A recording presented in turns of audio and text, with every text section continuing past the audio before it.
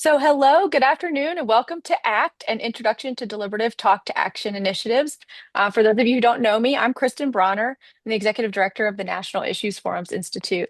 Over the past two workshops in this series, we explored how to moderate deliberative conversations and how to frame issues for deliberation. Today, we get to complete the cycle by focusing on how deliberation can move intentionally toward public action.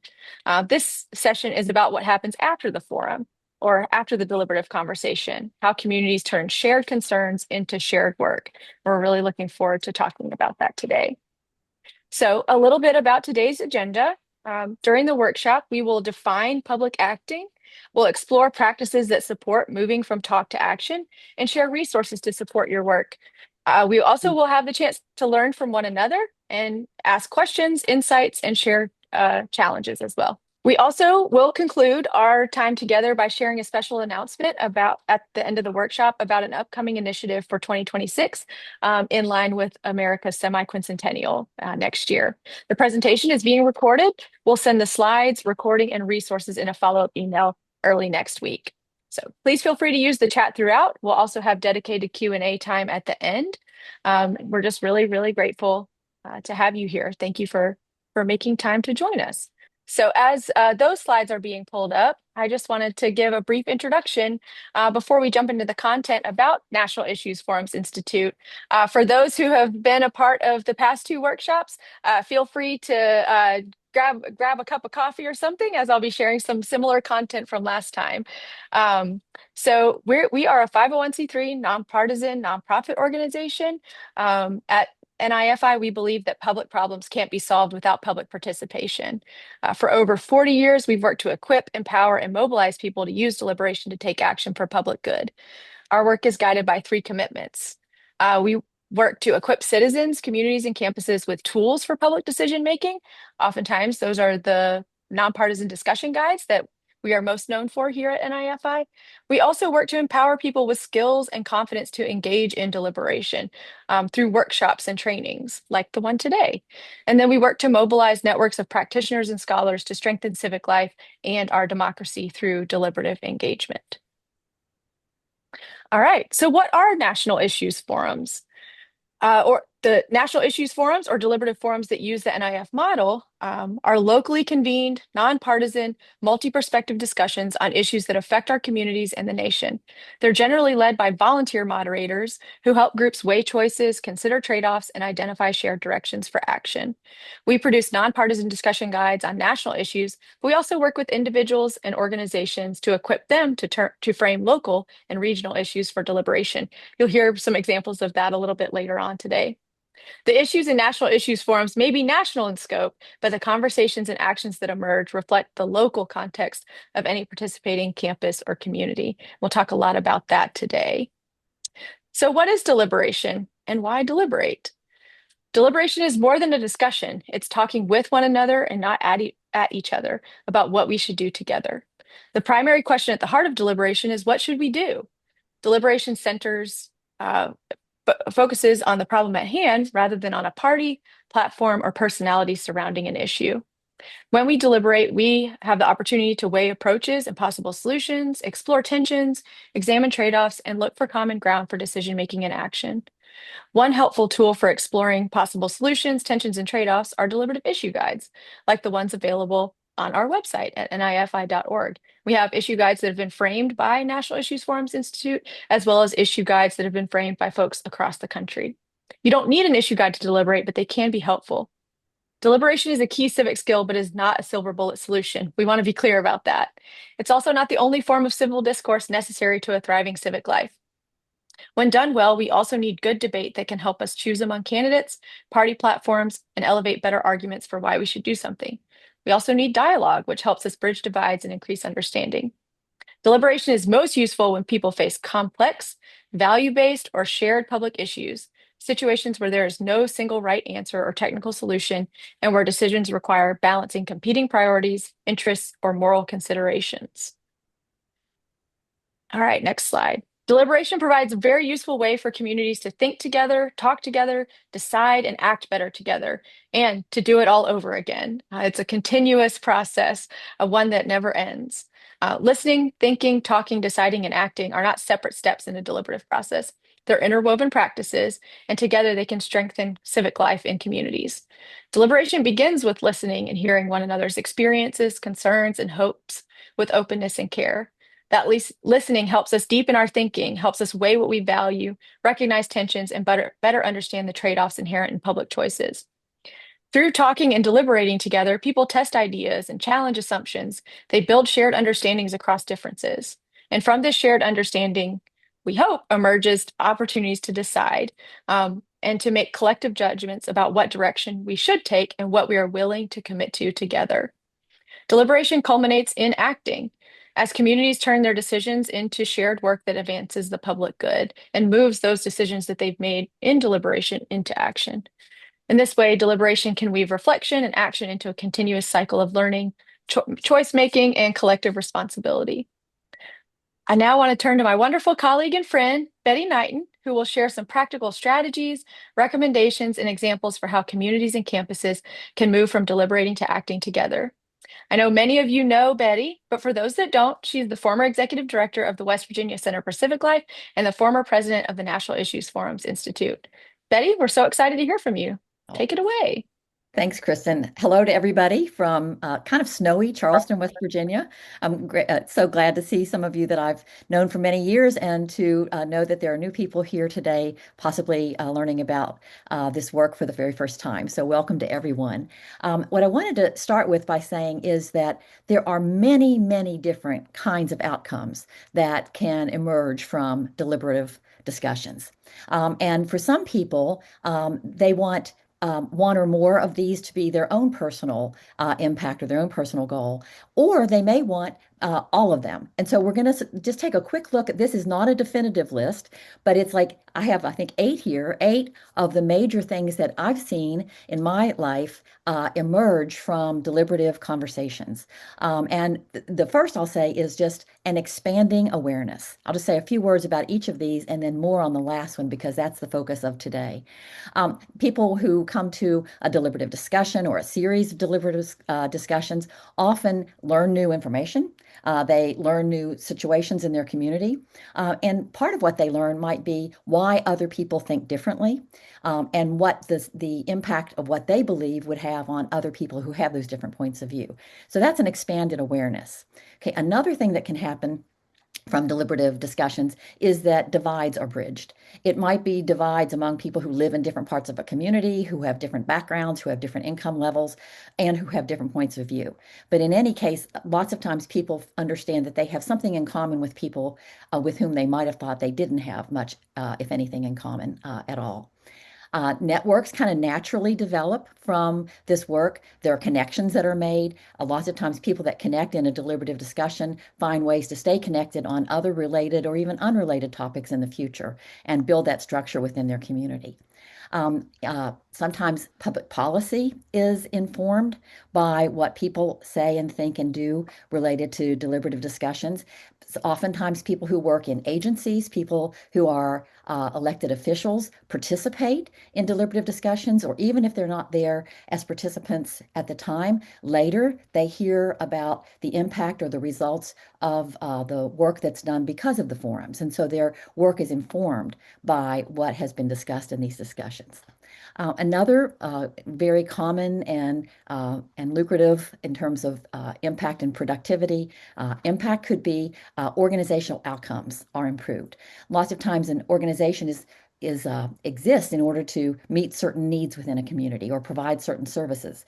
And so being part of or hearing about what was discussed in deliberative forums, it helps them understand how to do their work better and perhaps to understand where the needs are being missed that they weren't aware of. I like the term civic infrastructure or civic capacity. I think about it in terms of when you build roads, it helps you get to lots of different places in your community that would be hard to get to without those pathways. And so the civic capacity or civic infrastructure that is built whenever people have a chance to make these connections is really a valuable asset to take forward for years to come. And then lots of people decide based on what they heard, what they learned, what they felt when they were having a deliberative discussion, they decided to take an individual action. For example, they decided to volunteer to do a particular type of work, or they decided to tell somebody else about what they've learned. There's lots of things that people can do as individuals. But the last and final one that we're discussing today in more depth is when people find ways to work together to take actions. Now, that doesn't mean that everybody that's been a part of a deliberative discussion in lockstep decides that they're going to all stay together and all do the same thing in the same way at the same time. But it does mean that people who want to find ways to connect long term and work on things that grew out of their discussions have pathways and structures in which to do that. So, for those people who are really interested in taking action, in those people who have really had their awareness raised of what the needs are in their community and they feel that they can do something to address them, this is what we're really focusing on today. So this is, I hope this doesn't look too prescriptive. Anytime you put down, make a chart of something, it looks like it's saying, this is the way you do this. And we're not saying it this way to indicate that this is the only way to develop an initiative in which people move from planning to talking to working together. But over the years, we've seen really great work happening all over the country in communities, in neighborhoods, on campuses, statewide, regionally, by people who have deliberative discussions because they want to have informed ways to act together. And so, based on what we've learned from this work that we've seen going on around the country, this is a kind of a way to capture a general way that we've seen it take place. It usually, no, not usually, it always begins with planning. That it's not like spontaneous combustion. It takes kind of a focus and a purpose, not knowing what people will think, not knowing ahead of time what people will do, but knowing ahead of time that you want to find places and opportunities for them to do that thinking and to do that acting. And so the first thing that people think about when they're planning an initiative is to have a diverse planning team.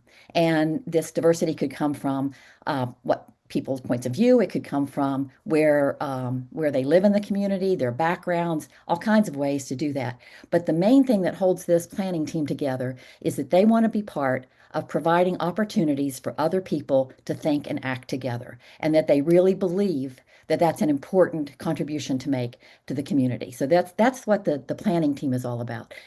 They think about what issues are going to be discussed, what processes and practices they're going to use to create frameworks or to use existing frameworks, how they're going to have a broad outreach into the community. And that outreach is especially an essential role of that planning team. Now, that planning then leads to the talking component, the deliberative discussion or discussions. I've become a huge believer in series of discussions, especially for people who want to for people who want the discussions to lead to actions that can happen on a campus or in a community, because it's just hard to do all that in one sitting. And so a discussion series follows the planning into the talking. And then what we're focusing on today is how does that lead into acting? And I've been to lots of deliberative discussions, national issues forums, and other kinds of similar discussions, especially earlier on. I've been doing this work for a very long time, where people felt inspired and informed and hopeful about what they heard in the discussion, and then a bit deflated afterwards when they didn't have any next steps, any where do I take this? What do I do with this? How do we stay connected? Because that really wasn't part of the planning process.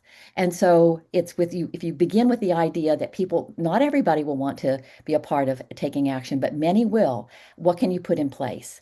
And so one of the things I've seen work extremely well is after the discussions about the content of the issue you're looking at, that there's an action discussion, an action gathering. In West Virginia, we've often called them action summits, where everybody that's been in the discussions or people that have not necessarily even been in them, but have heard about them and have gotten really interested. Maybe there have been discussions that happen in different parts of town, and now you gather all the people together in one place. I've seen that happen where There were forums all over the various neighborhoods of the city, but they all came together in one central location for the action session. And during that action session, people have a sense to hear, to remember what they talked about, what ideas emerged, and what might be done to address the problems that they had. Usually, and I'll show you more about this in a minute, but usually what happens is people then break into teams to say, we're interested in working on this part, we're interested in working on this part. People don't even have to necessarily agree about all the things, the different things that need to be done. Some people might say, well, I want to work on this. And others say, well, I'm not very interested in that. I'm not sure if that's what I really even want to work on, but I am very interested in this other thing. So people decide what it is they want to work on after those ideas have been prioritized in that action session. And then that results in a range of actions. And we'll say more about that in just a second. Okay. This is exactly what this is what I saw in a county here in West Virginia, but I've actually seen it lots of places since then. But it began with a small group of people who cared. And what they cared about in their community was the growing rate of substance use by various members of the community, including teenagers, including people who had substance abuse disorder, acute, including people who were first-time drug users and still had a huge negative impact on them because they were misusing opiates. It was a very extreme issue in that community, and they really wanted to talk about it. So it began with a small group of people who care. Some of those were people who were already working on the issue. Some of them were people whose family members were affected by this issue. Some of them were just members of the community who were concerned. Some of them were policymakers. Some of them were doctors. They just started together as a small group. They developed a team of community partners. In their case, there wasn't an existing framework for them to use to discuss that issue. So the West Virginia Center for Civic Life, in this case, we worked with them. They created their own framework so they could discuss this looking at multiple perspectives. They prepared discussion leaders or moderators in their community. They did broad outreach all over this very large county. They held community discussions, and they were held in probably about 8 different parts of the county. Then they convened what they called an action summit, where all people from all that those 8 different discussion series came together in one spot. They created action teams. They came up with action ideas, and they got to work. So it was very inspiring to watch what happened here and all the things that grew out of it. So just to get the future conversations that we're going to have today started, I'll just show you examples of some of what they did. Let's see the next. Okay. In their what they called their action summit, which in this county took place, very rural county, but there's a county seat, and in the county seat there was a downtown gymnasium, and we just all pulled up our chairs on the floor of the gymnasium under the basketball hoops and with the bleachers in the background, and that's where we had the action summit. I was there at this point mostly to observe what the work they did, which was pretty amazing. There were about 80 people there from all walks of life. But this is what happened. First, before they came, since they all hadn't been in the same discussions, somebody there pulled together the key ideas, the major needs and action ideas that came from the community discussions. And then they started their action summit with the questions like, as you look at what emerged from our forums, is there anything missing? Do you have concerns that haven't been identified? A lot of times you don't think of everything in one time, you think of it later. And so they wanted to go back and give people a chance to add. What actions are doable now in terms of energy, time, and resources that address these needs? So this is where they're really doing a deliberative process to prioritize what they think is the most important and the most doable. What actions require additional long-term conversation and planning?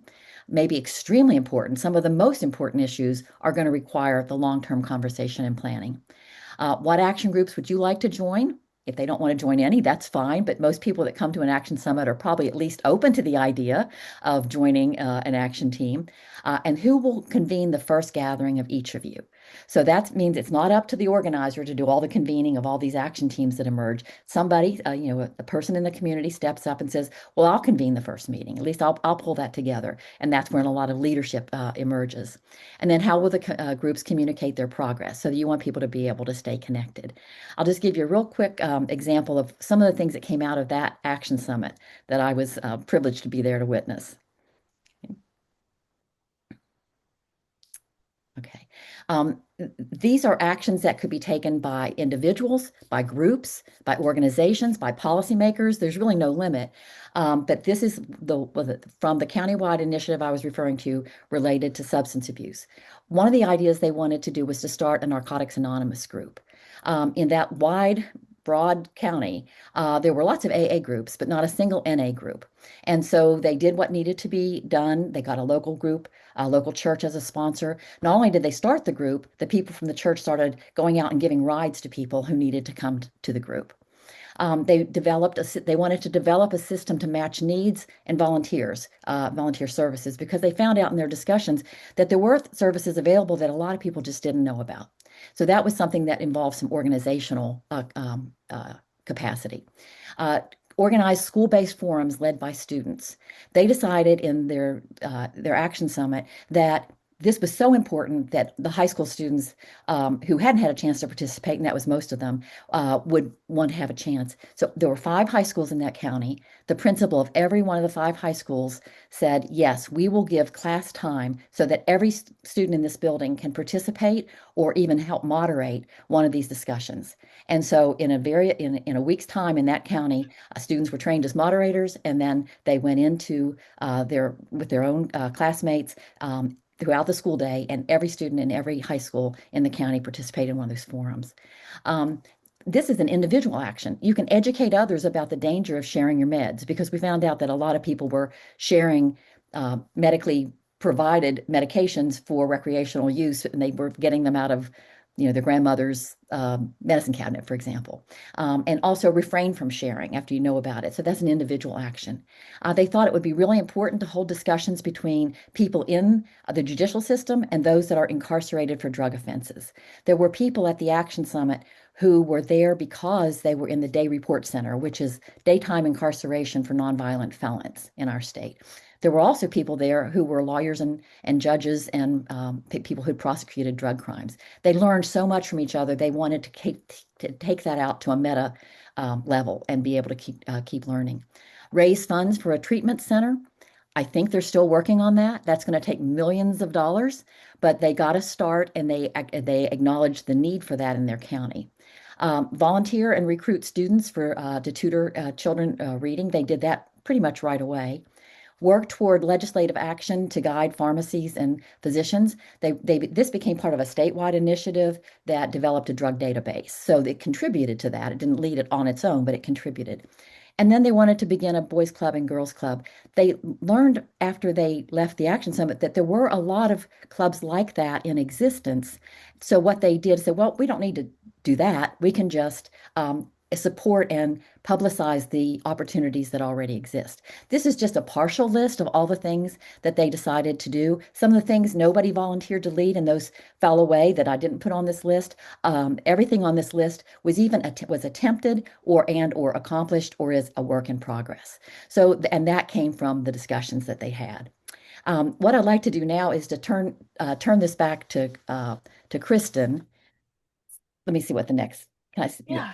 Just to go back to Kristen, she wants to tell you about an initiative that we're all very excited about that incorporates a lot of these action strategies that I talked about. And then we're going to hear some more from others on the call. Absolutely. So Dawn, if you'll pull it back up, I want to very briefly and quickly tell you all about something we're really excited about. This whole focus on talking together, deciding together, and acting together encapsulates what we're excited about for next year. So next year is the United States 250th birthday. And as a way to both commemorate 250 years and build civic skills for the next 250, we're launching America's Next 250, What's Next America in January, but wanted to give a sneak preview to those of you who've been with us this fall for this workshop series. So as our Talk, Decide, and Act workshop series comes to a close, we're already really looking forward to what's next for us, literally. We're extremely excited and thrilled to share for the first time publicly that this is what we'll be focusing on in 2026, or part of what we'll be focusing on. What's Next America will be a nationwide effort marking the nation's semi-quincentennial by inviting communities to talk, decide, and act together as a way to both commemorate the 250th birthday and prepare more folks to be active and involved in their communities that will be necessary for a thriving thriving communities and a thriving country for the next 250 years. So building on the skills, practices, and partnerships cultivated through these practices of talking, deciding, and acting together, this initiative will carry the work from learning into action, engaging people across generations, we hope, in meaningful conversations about where we've been, where we are, and where we're headed next. So What's Next America will provide nonpartisan deliberative discussion guides, talk to action trainings, educator resources, and a nationwide story gathering effort to elevate local voices and community-based problem solving. Participating communities and higher education campuses will select an issue to address or an opportunity to build on in the 251st year, which kicks off in July of 2026 and beyond, we hope. They will deliberate about that challenge or opportunity, and we will be providing toolkits that help them act together following their deliberations. This initiative is designed to connect civic actors across sectors, strengthen civic practices rooted in everyday life, and create pathways for people to move from talk to action together. At its heart, What's Next America is about strengthening civic infrastructure for the next generation of self-governance and answering together what we're uh, positing is a hopeful question of what's next America. So in the coming weeks, the National Issues Forums Institute is finalizing discussion guides, facilitator toolkits, and accompanying resources. There will be a community toolkit, a toolkit for college campuses, and one for K-12 classrooms. So we're very excited about this initiative. Stay tuned for more information when we officially launch in January of 2026. We'll have starter videos, toolkits for moderators, those who are working to convene and host and organize these types of conversations for folks. We can't wait to see how more Americans talk, decide, and act together, not only as part of this initiative, but all the many other initiatives that will be ongoing throughout the 250th year and beyond. So we're very excited to give you all a sneak preview and can't wait to officially share more information in the coming weeks. So thank you for allowing us the privilege of sharing about that. All right.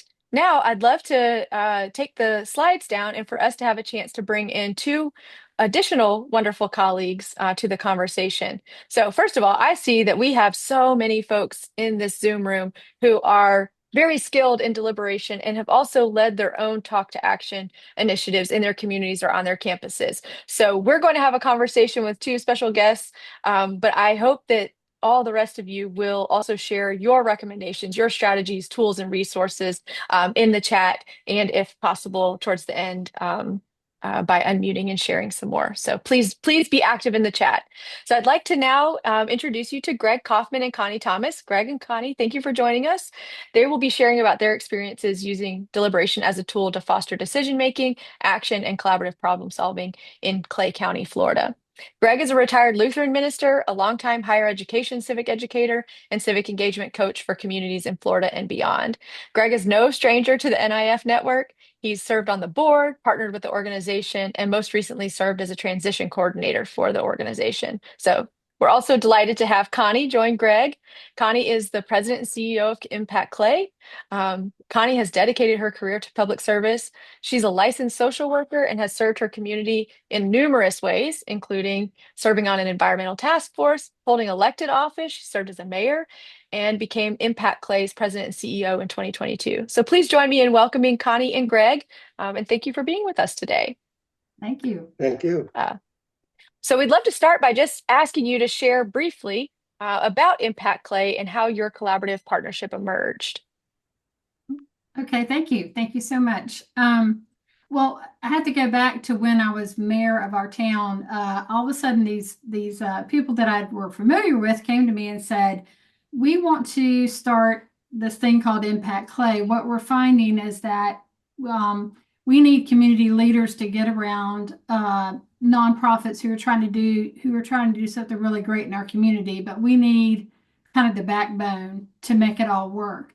And so they knew they needed to bring four sectors together, which would be government, nonprofits, faith-based organizations, and businesses. And so they wanted me as mayor to help champion their cause. And then they asked a county commissioner, Mike Sella, to also help champion their cause, which was really smart. So Mike and I divided a list, we divided and devised a list to bring community leaders to the table. And so I offered a town hall to bring people to. We came and sat down, and everybody decided what that would look like, having leaders come together to do an executive roundtable. And really, that's the essentials of how Impact Clay began. I mean, this group of people already had like a strategic kind of plan in place of how it would look and that kind of thing, but the leaders decided that they thought that was important to come and get around that. So that's how Impact Play began. And never did I realize that I would ever be CEO or anything of Impact Play. That was not the furthest thing from my mind. But it's been a joy and a privilege to do it. And in between time, before I became CEO, is when I met Greg Kaufman, who told me about deliberative dialogue. And I just said to Greg, I said, well, if I ever can think of something to use that in, I'll let you know. I'll call you. So we've called Greg a lot. We've put him on our team now. So anyway, Greg's part of Impact Clay. Thank you, Connie. Greg, what brought you into this collaboration? Well, Connie and a man by the name of Mike Sella, who at the time was a county commissioner in Clay County, they were interested in doing something about a road called the College Drive. It's an interesting road with 2.5 miles. It connects two major kind of commercial roads. But on this 2.5 mile road, there's a community college, Florida State, Florida St. John's River College, and a performing arts center. And also located on the road are now 7 or 8 nonprofit organizations, along with some commercial businesses and surrounded by neighborhoods. People were kind of affectionately calling College Drive the helping highway because so many people came for help or an education to that road. But there were people that really wanted to explore how we could improve the road in a variety of different ways in terms of safety, aesthetics, and some other ways. So Connie and Mike approached me to use deliberative dialogue. And long story short, we used deliberative dialogue, engaged about 150 people, looked at the aesthetics of the road, we looked at safety, and the new idea that came up from citizens was we ought to make this place a destination. We ought to make it a place that attracts people for a number of reasons, not just needs and education, but entertainment and eating in restaurants and to have family fun. So we sent the recommendations from our forums to the county commission. And fortunately, they approved them all. They recognized the citizen effort and made a kind of a formal recognition document.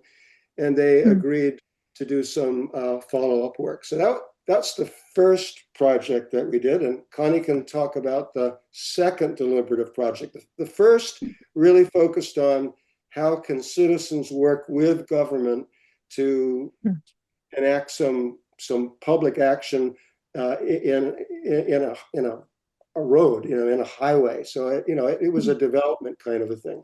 But our second project was a little bit different. So Connie. Yeah. And let me just speak to that real quick, what Greg was just saying. I have to say that in order for the county commissioners to really buy into what we were doing, the deliberative dialogue had to be there.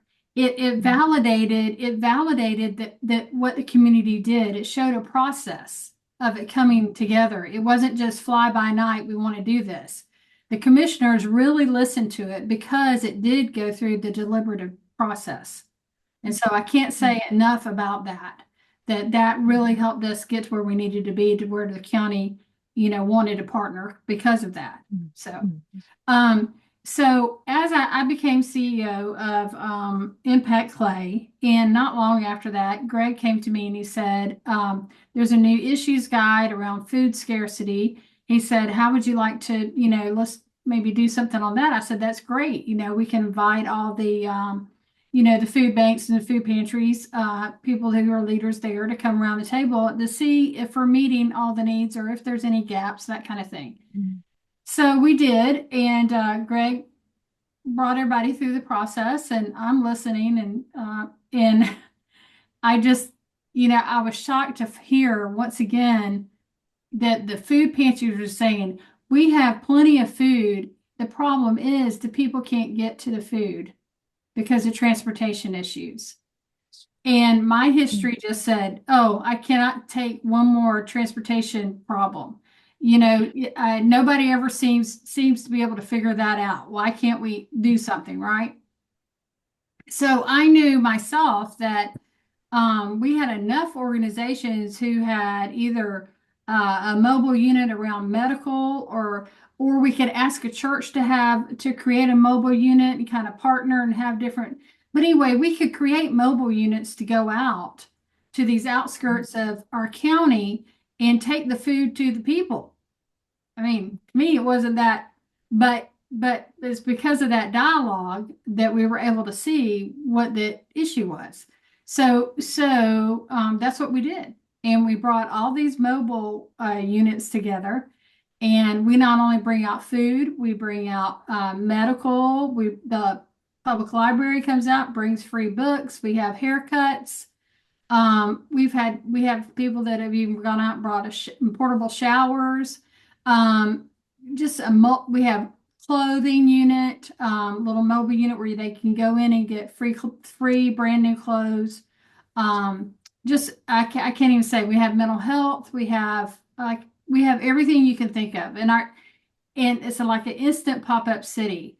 And the biggest thing about when you come to the train, and if you're a part of the train, the one rule we have is that you have to do something effective right at that moment. We're not just about education. We're about making sure that we're changing somebody's life because they've been to the train.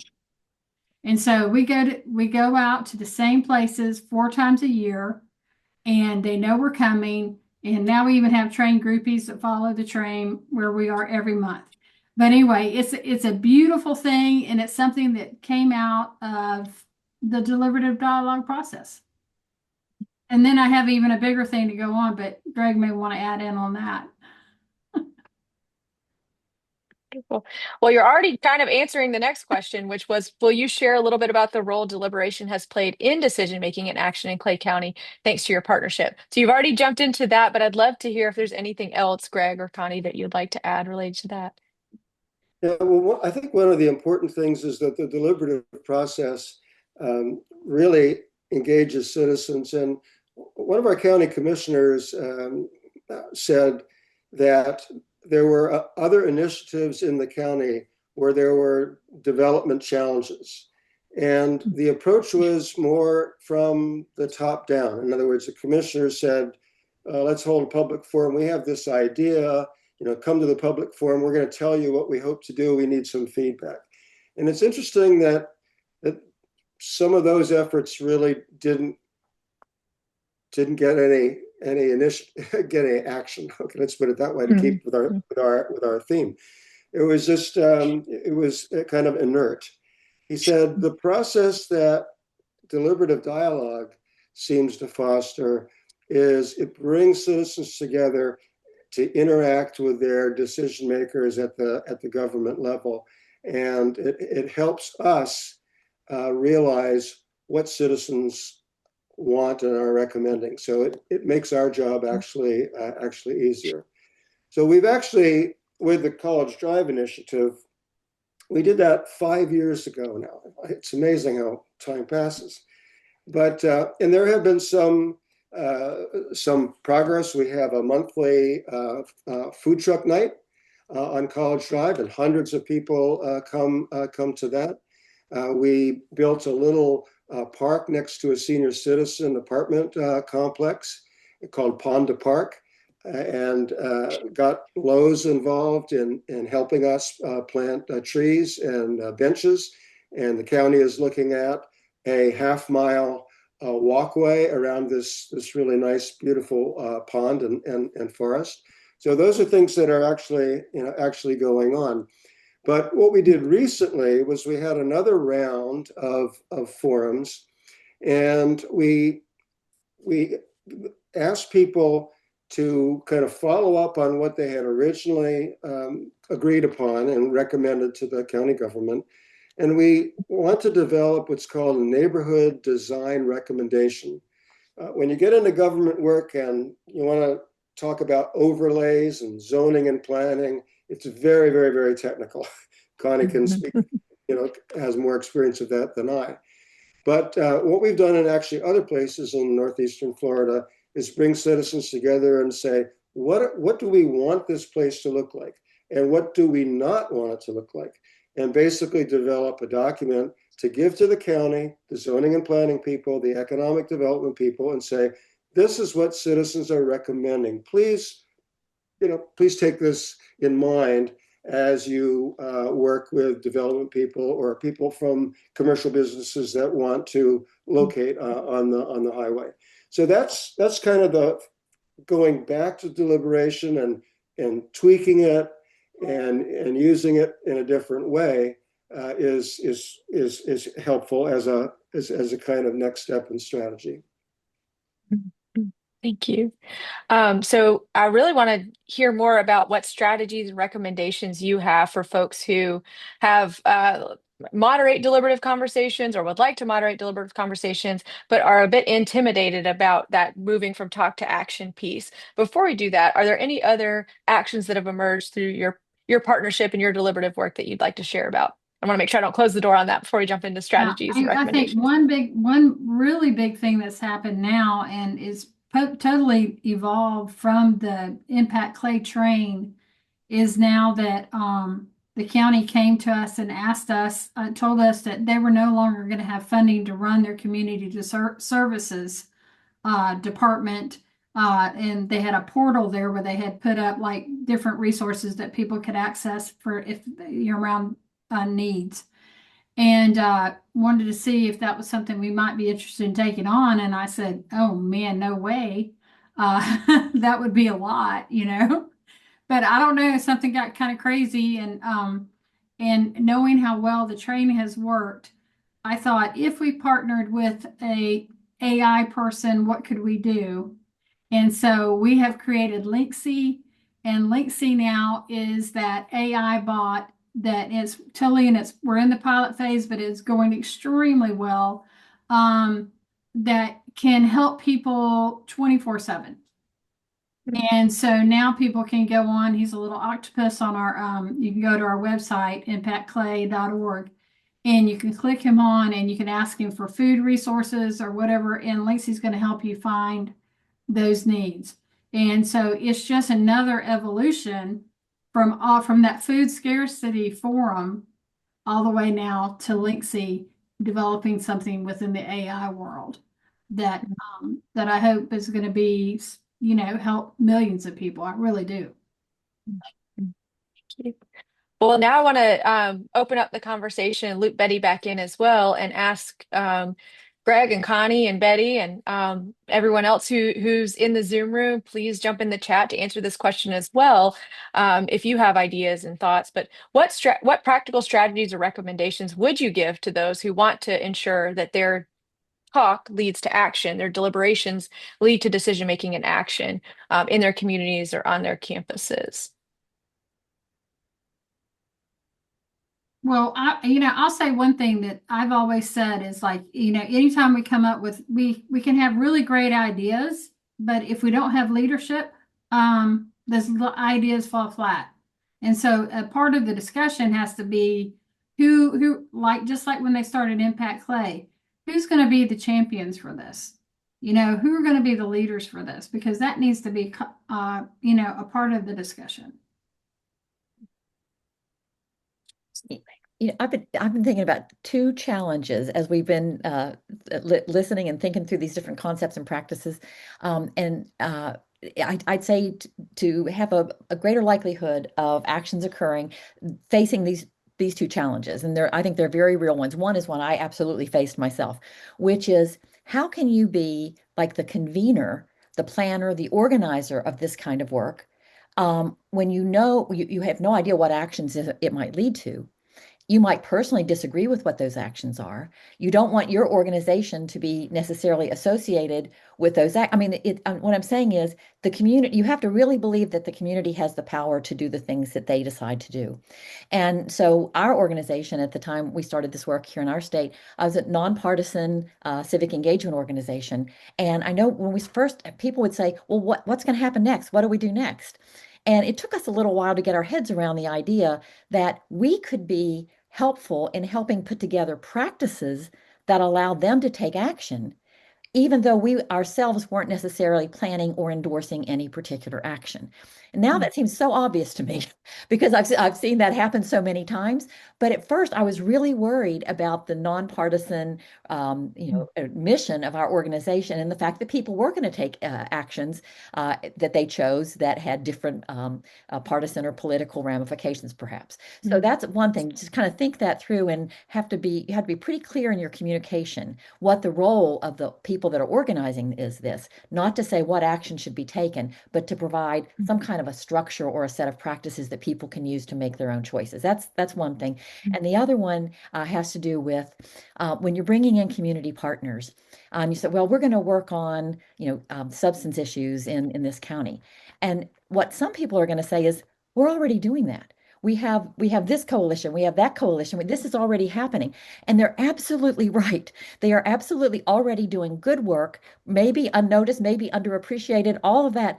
And so being able to say, yes, we would like to build on work that's already happening, and then bring new ideas and people into the mix. Because you can imagine if you've been working your heart out on any one of these issues, and then somebody comes along and says, we really need to talk about this and figure out what to do. And they've been working on this now for 30 years of their life, that it's probably not going to go over so well. So I think it's really important to say, we acknowledge and value the work that's being done on this issue already.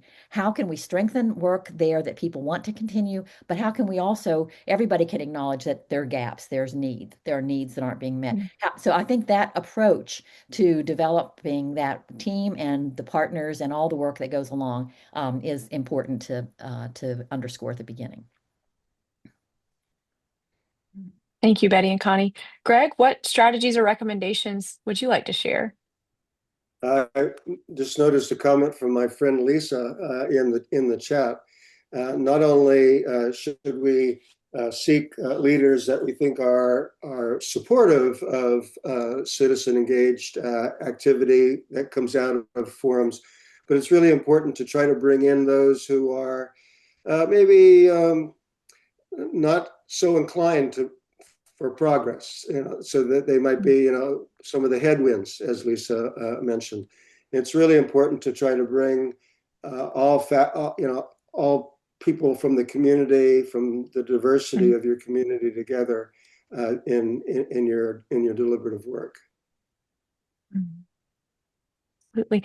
So there's more wonderful comments in the chat about finding groups with aligned interests. Betty, I know this is something that you did a lot in your work in West Virginia. Connie and Greg, that comes through your work as well.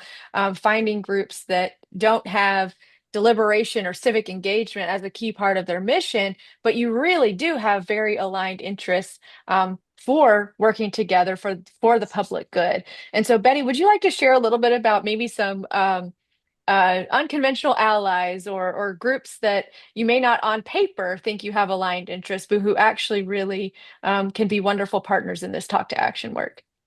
There really, in most of our states, certainly in mine, there aren't that many organizations whose mission is to support nonpartisan public dialogue. I mean, there's not that many that's what their organization does. Organizations do lots of different things, and lots of times their organizations advocate and they provide services and or the members get elected. There's all kinds of things like that. And so I think what is important to the aligned interest is usually not necessarily what should be done about an issue. The aligned interest is that the public has the right and the responsibility to talk together, to think together, and if they choose to work together on whatever that issue is. So that's really the kind of aligned interest. We've worked with local businesses, we've worked with neighborhood associations, we've worked with people who have, if it's a medical issue. I remember one very clearly. We were working on a healthcare issue, and there, right beside, there was a medical group representative sitting there, and there was the lawyer that was suing that medical group sitting right beside him. And it was a fascinating thing to listen to because they kind of were agreeing on this thing that was wrong, but not necessarily on how to address the thing that was wrong. So, it just depends on what the issue is. But I think there are some organizations in West Virginia. We were really fortunate. West Virginia Public Broadcasting was interested in any issue that we were working on, not so much because they were there to promote nonpartisan public engagement, although they did, but it was because their idea was to capture what West Virginians are thinking and doing about issues that they care about. So their mission was different than our mission, but they were aligned.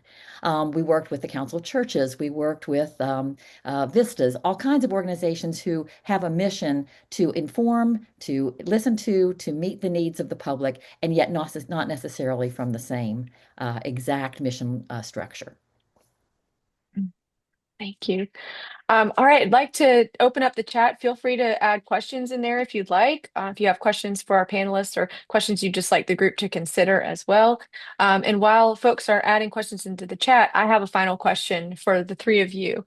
One of the most powerful moments or the most powerful moments I've had in working on deliberative engagement for 15 years are those moments where I see folks in a community who have often been asked their perspective, but never asked to take on a role of an actor in their community, have that moment where they suddenly see themselves as able to do something, as having that civic efficacy, that civic agency, and being able to take on a leadership role in their communities. How can forum conveners and those who want to help move the talk to action think through ways to be those door openers who help people feel like they can take the next step and not further gatekeep so that those who already feel either pushed to the side or on the sidelines feel further pushed out? How do you really help people take that next step and feel that they have the power and agency to do that? What I've done and recently had a great experience is I've simply kind of made myself available to organizations like in Clay County. We have what's called Clay Behavioral. They focus on mental health. And they invited me to come to their quarterly board meeting to describe deliberation as a tool that might be helpful. I've worked with the University of Florida Extension Program, and they wanted to have all their extension agents that are normally looked at as experts, but they wanted their extension agents to be public servants in a way that they could help bring the public into their work. And so we trained them in moderation and introduced deliberative dialogue that way. So many established organizations that do great work could benefit from learning the deliberative dialogue process. Thank you. Betty or Connie, anything you'd like to add? At the end, when you come up with your three top issues, right, that everybody's agreed upon, I think that then that's the great moment to say, so what do we do? How do we move it forward? And open up the question, how do we move it forward? Then talk a bit about that, and then talk about, do we already have things in place to help move that forward? And so then we can say, yeah, we do. So we see a part two of convening and getting together and having another meeting around these issues, because we know the people that need to be at the table who are not there at the moment. And then also you'll have people in the room who will say, I could really step into that. I want to help do that. Out of our initial deliberative dialogue that Greg did around College Drive Initiative, we have the best volunteer team in the world because of that. Because they just stepped in to be leaders of the volunteer teams. So yeah. Wonderful. I do want to quickly get to one more question in the chat. Lori asks, how does the length of the documents used, so like discussion guides, affect the ability of the group to deliberate and take action? Some of the guides seem really long, and they are. Are they distributed in advance or shared only at the forum? And how long does the forum last? I would say that varies from community to community and group to group. I think that all of us on the screen would say that we have rarely moderated a forum where everyone's read the discussion guide in advance, or that we use all the material in it during the conversation itself. NIF also produces what we call like the overview or the placemat version, which is just the framework itself with very minimal introductory materials. Those introductory materials are often most helpful for the moderator and facilitator of the conversation. And so I would say most locally framed guides are also much shorter as well. Betty, anything you want to add to that before I start wrapping us up? Well, just to throw back now to what Kristen talked about before, this next big initiative that National Issues Forums is taking on, the What's Next America initiative. It's a very different style of framework, although it's a very deliberative framework. And you'll find that it's really a series of deliberative questions. So that it'll be interesting to see if those of you who are involved in that, what your feedback will be on that. But it helps people. It doesn't have quite the same length. A lot of the information is generated at the local level. But it's a different structure, and it's a little bit lighter structure in terms of specific content, but I hope a deep structure in terms of getting people to generate their own ideas locally about the things they want to talk about. So it's another variation that we're trying very soon. Mhm. Absolutely. Well, please join me. We're at the hour. Please join me in thanking Betty, Connie, and Greg for their assistance with sharing examples, insight, strategies, and recommendations today. Thank you so much to the three of you. I also want to say thank you to the NIF team, Patty Deneen, our Chief Administrative Officer, and Dawn Harfman, our Program Associate, have been helping out with this workshop today. Thank you all for taking time to join us. We'll very quickly put a slide up with a feedback form. We'd love to hear about what you're interested in. First of all, what you thought of the workshop today, and then also what you might be interested in for further deep dives and workshops and opportunities for further training and learning next year. We're very excited to frame those around what folks in our network are most interested in exploring. So thank you so much for taking time to be with us today. It was such a pleasure talking with you, and thank you for bearing with our technical difficulties at the beginning. Thank you and have a wonderful week.